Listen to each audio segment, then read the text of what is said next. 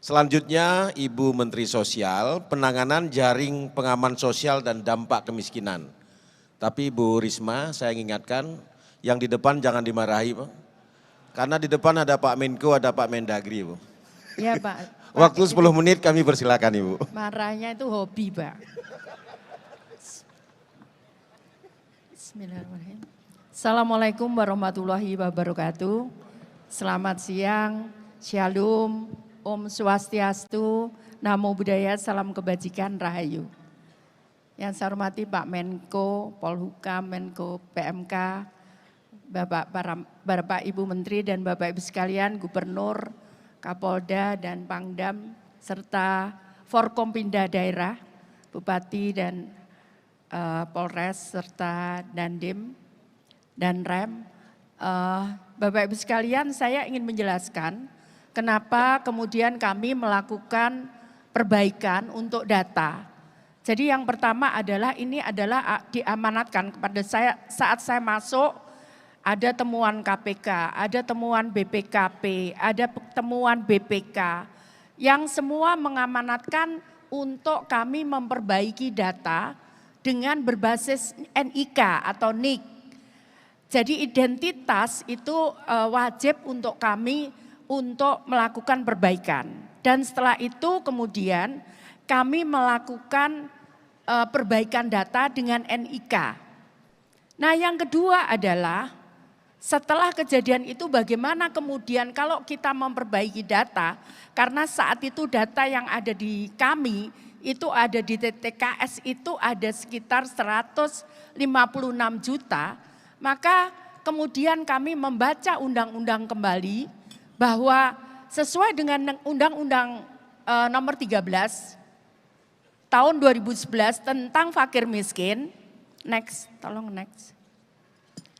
Itu adalah ternyata di undang-undang tersebut diamanatkan bahwa perbaikan data itu dilakukan oleh daerah.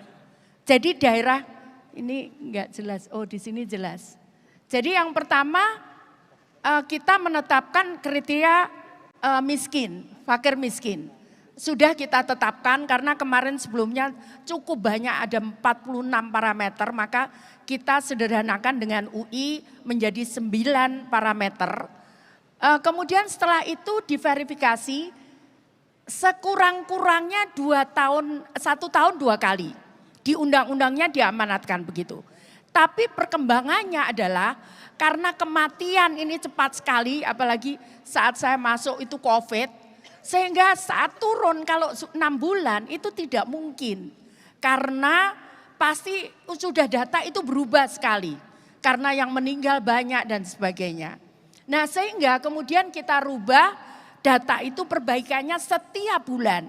Jadi setiap bulan saat ini saya membuat SK tentang perbaikan data.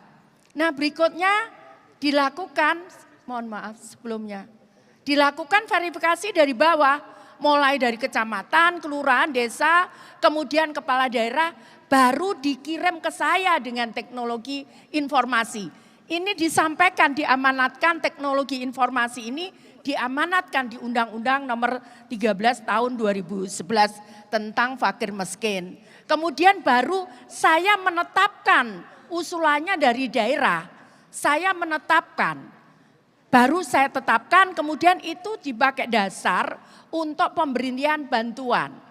Permasalahannya adalah saat kita mulai itu tidak nol. Itu ada data-data lama, tolong next berikutnya. Sehingga kita harus perbaiki. Sehingga kita harus perbaiki data itu. Nanti akan saya tunjukkan hasilnya. Nah, kemudian yang pertama jadi ada parameter, kemudian kita tetapkan bencana karena saat itu juga hampir bukan setiap bulan tapi hampir setiap hari ada bencana. Sehingga kemudian ada lahir orang miskin baru, rumahnya hilang dan berikut. Nah kemudian evaluasi realisasi mingguan. Ini yang dilakukan kita sudah sampaikan ke daerah. Itu kenapa tadi yang lahir, mati, pindah, datang itu bisa terdata. Nah, namun lahir, mati, pindah dan datang Nah, sehingga ini yang pertama adalah ini usulan RT RW, desa, kelurahan, kemudian ke kabupaten kota. Nah, usulan daerah ini kemudian kita verifikasi. Nah, verifikasinya Bapak Ibu sekalian, kenapa kemarin kami nyurati verifikasinya itu melalui Dukcapil. Jadi kalau enggak ada NIK, kami enggak bisa, nanti ada temuan lagi oleh BPK bahkan KPK. BPKP. Nah, kemudian yang berikutnya ini dengan data kepegawaian. Jadi ternyata ada yang terima itu ASN. Ternyata yang terima itu meskipun setelah kita cek dia miskin, tapi terdata di dalam administrasi hukum dan umum di Kementerian Kumham. Dia seolah-olah menjadi direktur, padahal dia cleaning service. Dia seolah-olah menjadi pengurus perusahaan, padahal dia buruh. Dia menerima bansos dari kami, usulan dari daerah, namun dia termasuk pengurus di dalam dokumen AHU yang ada di Kementerian Kumham. Karena itu kemarin saya sampaikan ini kita stop dulu. Kalau Bapak Ibu nanti yang bersangkutan komplain ke Bapak Ibu sekalian, maka kami akan verifikasi dulu lagi dengan APH dan sebagainya. Jadi ini terdapat temuan ini. Kemudian ada yang gajinya di atas UMK, itu sudah tidak dianggap miskin lagi sehingga tidak boleh menerima bantuan sosial. Kemudian berikutnya adalah quality insurance, ini yang dilakukan oleh perguruan tinggi. Nah, kemudian ada informasi publik. Jadi sebetulnya ini yang kita lakukan, ada cek bansos, ini kerjasama dengan KPK. Jadi ini akses ini langsung ngakses ke KPK, kemudian baru penetapan dan ada DTKS baru tiap bulan. Jadi janjiannya dengan daerah kemarin minggu pertama adalah daerah mengambil dari RT RW kepala desa, minggu kedua diserahkan kepada kami dianalisa, minggu ketiga diserahkan ke kami. Kami punya waktu seminggu sebelum kami tetapkan baru. Lanjut. Nah, ini hasilnya. Jadi kalau kita lihat Bapak Ibu sekalian, ini dari data validasi yang valid. Jadi di kami sekarang mempunyai 148 juta sekian, itu yang padan Dukcapil. Kemudian 100% dana bansos ini sekarang sudah padan dengan Dukcapil. Jadi mereka punya NIK, punya NOK. Nah, kemudian ini responsif mengikuti dinamika penduduk. Jadi kami setiap bulan melakukan konseling dengan Dukcapil. Nah, kemudian ini partisipasi yang sudah Pemda lakukan. Jadi 33 juta data lebih itu sudah diperbaiki oleh daerah. Jadi diperbaiki itu artinya ada yang anaknya lahir diperbaiki, kemudian meninggal dan sebagainya, itu diperbaiki. Nah, kemudian ada usulan baru yang kami tampung, itu 19 juta sekian. Kemudian tidak layakkan oleh daerah, yang berhak menidaklayakkan bukan kami, itu daerah. Kecuali daerah tidak melakukan dan ada temuan, tadi disampaikan usul sanggah, baru kita kecek. Tapi kita kembalikan kepada daerah untuk verifikasinya. Nah, ini dari usul sanggah. Nah, ini saya mohon daerah bisa sanggahan disetujui 4.203. Kemudian ini menunggu verifikasi untuk sanggah. Kemudian ini yang sanggahan 125.000. Ini ditunggu oleh masyarakat. Kemudian yang akuntabel data kami untuk BPJS kami sudah mendapat nilai skor 100 dari KPK, kemudian untuk bansos 98 untuk penyaluran bansos. Terus lanjut. Nah, ini jadi ini data yang kita tidurkan, kemudian perbaikan, kemudian usulan baru, kemudian tidak dinyatakan tidak layak oleh daerah, kemudian ini DTKS baru yang sudah padan dengan penduduk. Namun memang masih banyak usulan baru yang di luar DTKS. Tapi kalau daerah mengusulkan, maka kami akan tindak lanjuti. Nah, kemudian lanjut, ini terakhir, tolong. Tolong ini waktunya dikejar terus ini Pak sama Mbak Didi.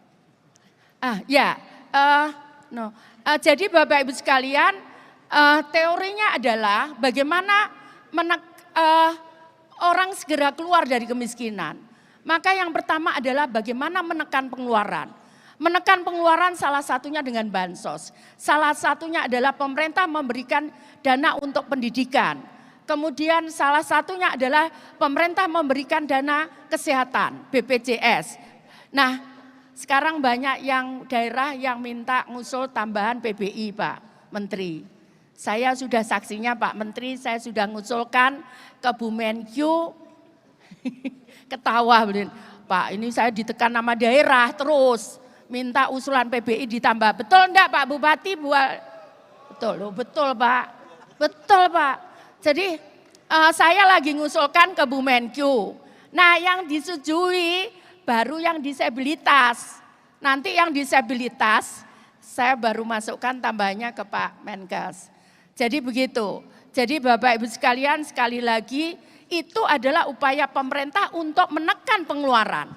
Juga perbaikan rumah dan sebagainya. Karena kalau disurvei itu usulan miskin apa tidak, salah satunya adalah rumah. Rumahnya dari apa, dindingnya, lantainya dari apa. Nah, kemudian berikutnya adalah untuk bagaimana menambah income. Nah, kami sekarang lagi membuat program namanya Pahlawan Ekonomi Nusantara. Kurang 1 menit. 1 menit, oke.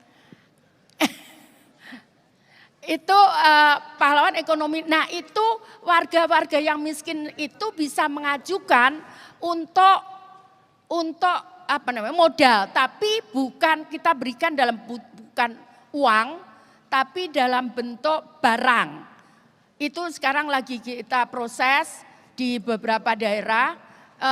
Alhamdulillah tahun kemarin kita bisa mengeluarkan 1.200.000 sekian. Dari kelompok miskin karena mereka sudah bisa pendapatannya di atas UMK. Saya kira demikian, terima kasih. Mohon maaf kalau ada yang kurang berkenan. Baik, tepuk tangan saya akhiri, untuk Ibu wassalamualaikum Mensos. warahmatullahi wabarakatuh. Apa Pak? Para peserta rindu sama marah Ibu sebenarnya, tapi alhamdulillah.